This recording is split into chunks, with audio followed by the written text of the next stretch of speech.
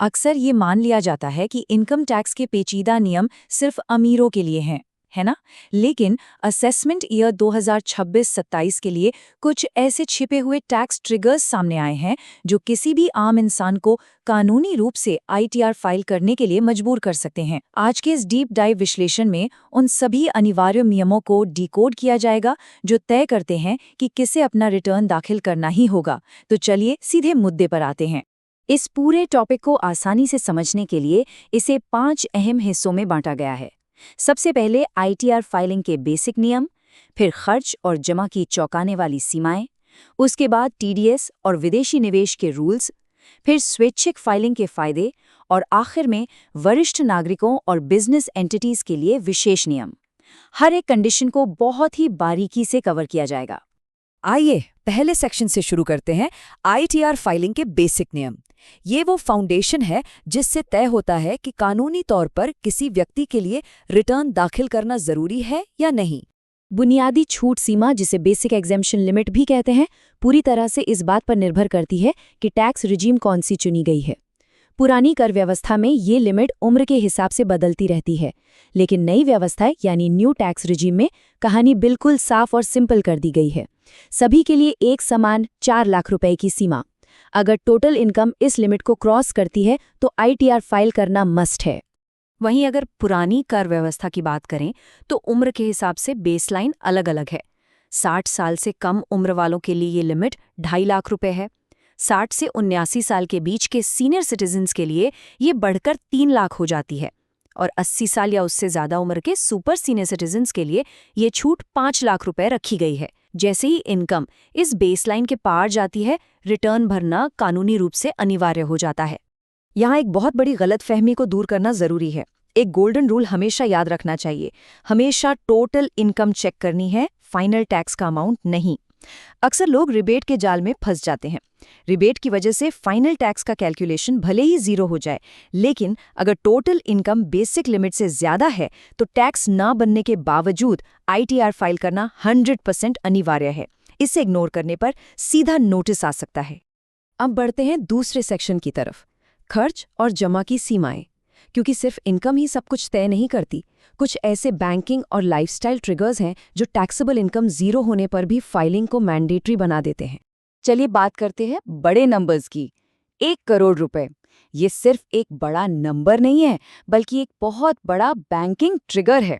अगर किसी एक फाइनेंशियल ईयर में करंट अकाउंट में 1 करोड़ से ज्यादा जमा किया जाता है तो सिस्टम तुरंत अलर्ट हो जाता है और ऐसे में बिना किसी एक्सेप्शन के रिटर्न फाइल करना जरूरी हो जाता है। लेकिन बात सिर्फ करंट अकाउंट तक सीमित नहीं है। सेविंग अकाउंट यानी बचत खाते के लिए भी रूल्स काफी सख्त हैं। अगर एक ही साल में सेविंग अकाउंट में 50 लाख रुपए से ज्यादा डिपॉजिट कर दिए जाते हैं तो ये भी एक मेजर रेड फ्लैग है। इस लिमिट को पार करते ही आईटीआर फाइलिंग अनिवार्य हो जाती है। इसके अलावा टैक्स डिपार्टमेंट की नज़र सिर्फ बैंक अकाउंट्स पर नहीं है, बल्कि खर्चों पर भी है। अगर फॉरेन ट्रिप्स का शौक है तो ये आंकड़ा बहुत अहम है, 2 लाख रुपए। एक साल के अंदर विदेश यात्रा पर 2 लाख से ज्यादा का खर्च सीधे तौर पर आईटीआर फाइल करने की कानूनी जिम्मेदारी ले आता है। और एक सबसे ज्यादा हैरान करने वाली बात, अब नजर घर के बिजली मीटर पर भी है।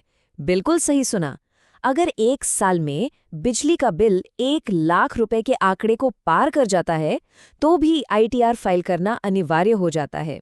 इसका मतलब है कि बिजली का भारी इस्तेमाल सीधे सीधे टैक्स कंप्लायंस से जुड़ चुका है। बिजनेसमैन और प्रोफेशनल्स के लिए भी कुछ फिक्स ट्रिगर्स हैं। बिजनेस की कुल सेल्स 60 लाख रुपए पार कर जाएं या किसी प्रोफेशनल की ग्रॉस रिसीट्स 10 लाख से ज्यादा हो जाएं तो फाइलिंग मस्ट है। और सबसे बड़ा अलर्ट ये है कि एनुअल इन्फॉर्मेशन स्टेटमेंट यानी एआईएस अब सीधे जीएसटी डेटा से लिंक्ड है। अगर लिमिट क्रॉस होने पर भी रिटर्न नहीं भरा गया तो इस जीएसटी लिंकिंग की वजह से नोटिस आना लगभग तय मानिए। अब आते हैं तीसरे सेक्शन पर, टीडीएस और विदेशी निवेश।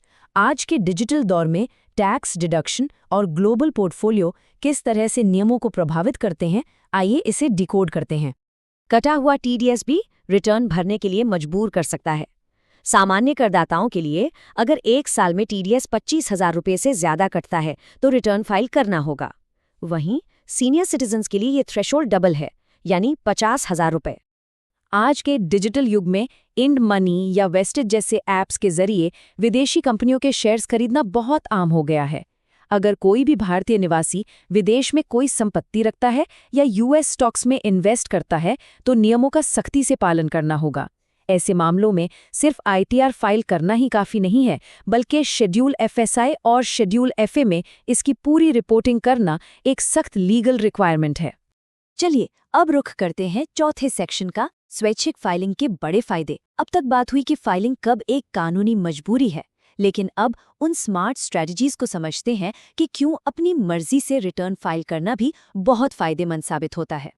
एक बहुत ही आम सवाल, टैक्स डिपार्टमेंट एआईएस को लेकर नोटिस क्यों भेजता है? ये सवाल उन लोगों के लिए एक बड़ा वेकअप कॉल है जो एनुअल इन्फॉर्मेशन स्टेटमेंट में दर्ज हाई वैल्यू ट्रांजैक्शंस को इग्नोर कर देते हैं। जब रिटर्न फाइल नहीं होती और सिस्टम में कोई बड़ा लेन देन दिखता है तो डिपार्टमेंट स्वाभाविक रूप से उस पैसे का सोर्स पूछने के लिए नोटिस भेज देता है। इसीलिए समय पर स्वैच्छिक रूप से रिटर्न भरने के कई शानदार फायदे हैं। पहला, अपने एआईएस ट्रांजैक्शंस को आईटीआर में डिक्लेयर करके डिपार्टमेंट के नोटिस से पूरी तरह बचा जा सकता है। दूसरा, अगर कोई फाइनेंशियल लॉस हुआ है तो उसे आगे के सालों के लिए कैरी फॉरवर्ड करने के लिए आईटीआर भरना मस्ट है। और तीसरा, सबसे अहम फायदा, जो टीडीएस कट गया है उसका रिफंड पाने का एकमात्र लीगल और सेफ तरीका समय पर रिटर्न फाइल करना ही है। ये एक बेहतरीन फाइनेंशियल शील्ड की तरह काम करता है। अब पहुंचते हैं हमारे आखिरी और 5वें सेक्शन पर, वरिष्ठ नागरिक और व्यावसायिक संस्थाएं। यहाँ सुपर सीनियर सिटीजन्स को मिलने वाली खास छूट और कॉर्पोरेट्स के लिए बनाए गए सख्त नियमों का खुलासा होगा। सुपर सीनियर सिटीजन्स को आईटीआर फाइलिंग से कानूनी छूट मिल सकती है, लेकिन इसके लिए 3 बहुत ही सख्त शर्तें पूरी करनी होती हैं। पहली शर्त, उम्र 75 साल या उससे ज्यादा हो और वो भारत के निवासी हों। दूसरी शर्त, इनकम सिर्फ और सिर्फ पेंशन और बैंक इंटरेस्ट से आ रही हो, कोई बिजनेस इनकम नहीं होनी चाहिए। और तीसरी सबसे जरूरी शर्त, बैंक में form number 12 BBA declaration submit करना। ये तीनों बॉक्स टिक होने पर ही फाइलिंग से पूरी राहत मिलती है। वहीं दूसरी तरफ गैर व्यक्तिगत संस्थाओं यानी नॉन इंडिविजुअल एंटिटीज के लिए नियमों में कोई ढील नहीं है। कंपनी, एलएलपी या पार्टनरशिप फर्म्स के लिए कोई एक्सेप्शन नहीं रखा गया है। चाहे बिजनेस में प्रॉफिट हुआ हो, लॉस हुआ हो या फिर पूरे साल कोई कमाई ही ना हुई हो, हर एक कंडीशन में उनके लिए आईटीआर फाइल करना 100% अनिवार्य है। तो सब कुछ जानने के बाद एक सवाल उठता है, क्या ये छिपे हुए फाइनेंशियल ट्रिगर्स कहीं अनजाने में एक बड़े टैक्स नोटिस का रिस्क तो नहीं बढ़ा रहे? इस पूरे विश्लेषण से ये बिल्कुल साफ है कि टैक्स के नियम अब सिर्फ एक फिक्स्ड इनकम तक सीमित नहीं है। ये हमारे खर्च करने के तरीके, बैंक डिपॉजिट्स और यहाँ तक कि विदेश यात्राओं से भी गहराई से जुड़ चुके हैं। इन रूल्स को समझना और कंप्लायंस स्टेटस को अप टू डेट रखना आज पहले से कहीं ज्यादा जरूरी है। इस डीप डाइव में साथ जुड़ने के लिए बहुत बहुत शुक्रिया। उम्मीद है अब टैक्स नियमों की ये पूरी तस्वीर बिल्कुल साफ हो गई होगी।